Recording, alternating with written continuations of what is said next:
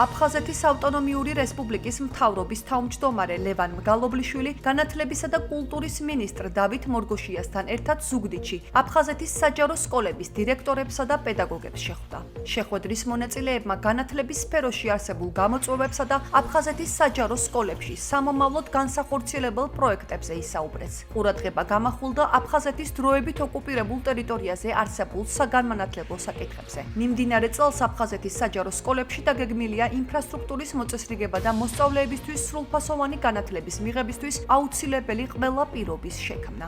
აფხაზეთის განათლებისა და კულტურის მინისტრთან ბატონ დავით მორგოშიასთან ერთად ჩვენ გავეცანით მათ საჭიროებებს. ჩემთვის ორმაგად მნიშვნელოვანი არის დროებით ოკუპირებულ ტერიტორიაზე მოღვაწე ჩვენი მასწავლებლების საჭიროებები.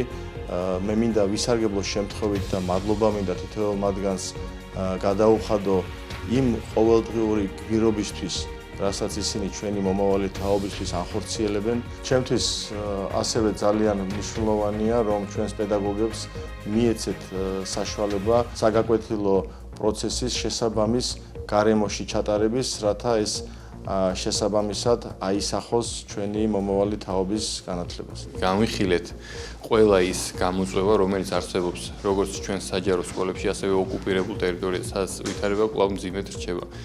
ეს შეხვედრები კვლავ გაგრძელდება და სწრაფ რეაგირებას მოვახდენთ არსებულ პრობლემებთან დაკავშირებით. მნიშვნელოვანია ყოველი წლის დასაწყისში ასეთი შეხვედრები და აფხაზეთის მთავრობამ განათლებისა და კულტურის სამინისტრომ ძალიან სწორად დაგეგმა. ეს იყო ჩვენთვის მხარდაჭერა. მოგვისმინეს, ჩაინიშნეს და დაგვირდნენ, რომ გაიცნობიან ყველა აღნიშნულ პრობლემას და ეტაპობრივად შეუდგებიან მოგვარებას.